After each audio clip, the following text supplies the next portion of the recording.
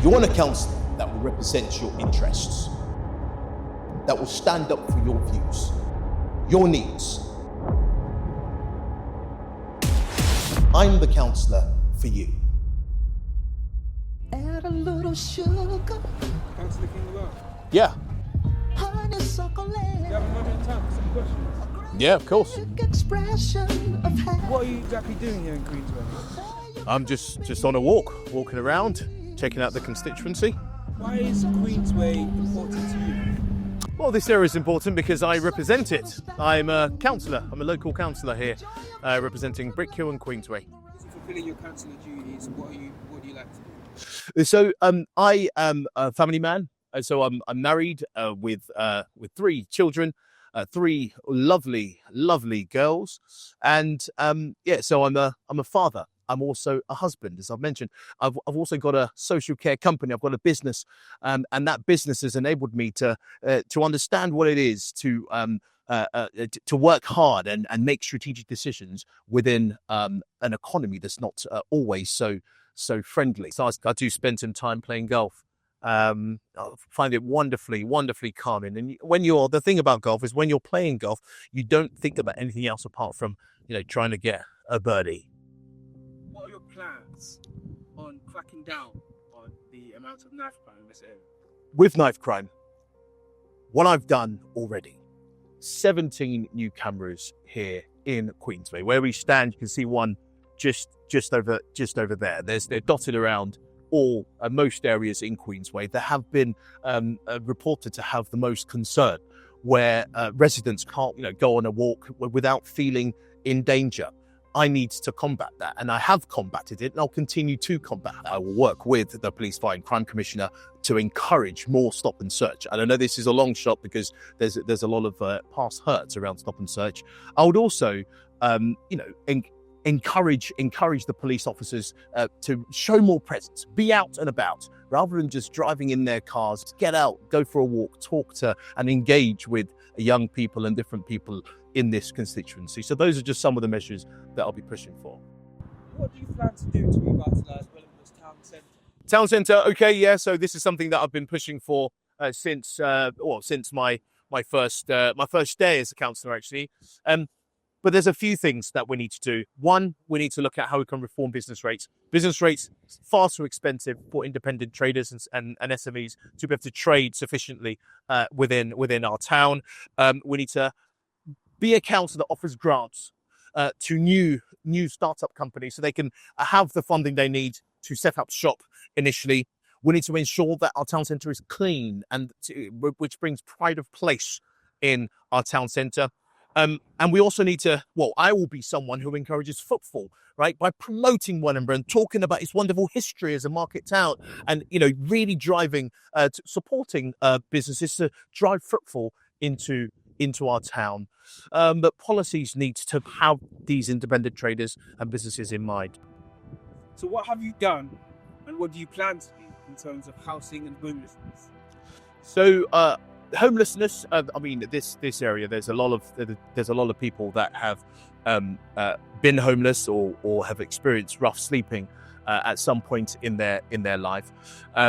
There's a lot that I have done. There's a lot I will continue to do. So just over there, we've got St Mark's Church. I often have ward surgeries at St Mark's Church on most Saturdays throughout the year. I'm there, I'm accountable, I'm representing my constituents, I'm hearing their views, and I'm getting things done. But in terms of homelessness, there's people that have come to me homeless at the ward surgery, and I've worked with the council and the relevant officers, as well as groups like Teen Challenge that do a superb job for rough sleepers to try and get these people housed in rapid time.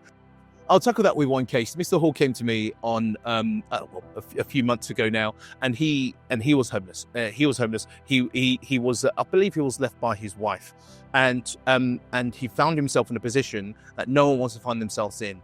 I supported him with the support of Teen Challenge to get him in suitable housing very, very, very quickly. And that's what the councillor's job is: unblock the blockages, remove the obstacles in people getting where they need to be. And in this case, it was suitable temporary housing, so then he can of course bid through our system for a long-term solution. Any thoughts, any specific plans you have regarding food banks here?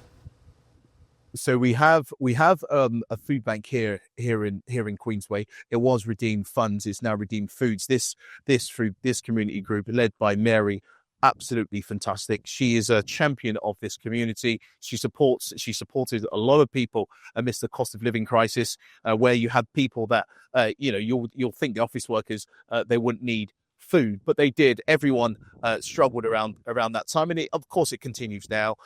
But this community group have supported many families with food bags and all sorts, and I'll continue to work with her. I've of course supported her through my Councillor Empowerment Fund as well, in getting different funds for her to continue to do the great work that she does in this constituency.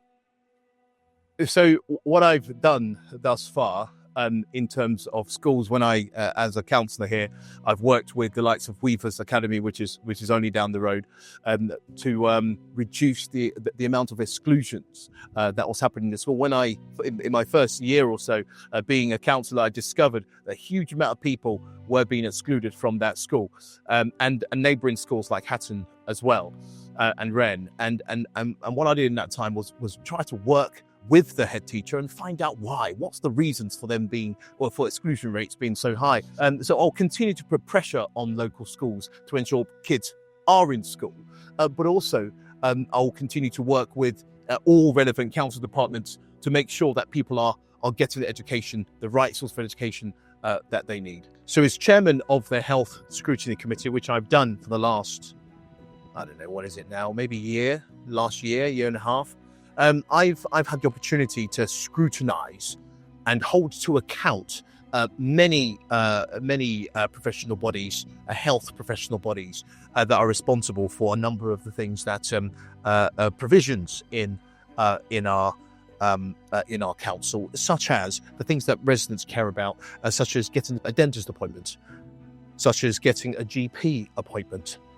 These sort of issues, I work with the ICB, I scrutinise them to try and hold them to account and ensure that these provisions are there for residents. The VAT on private schools, what Labour does not understand with putting VAT business rates on private schools is that those people that are happy to pay for their children to go to school will now may be right on the edge of their salary packet, so now they have to send their kids to state school. What that's going to do is put huge amounts of burden on an already crumbling state school sector, with even more pressure on teachers and more pressure on the children's quality of education as well. So I'm pushing to hold them to account.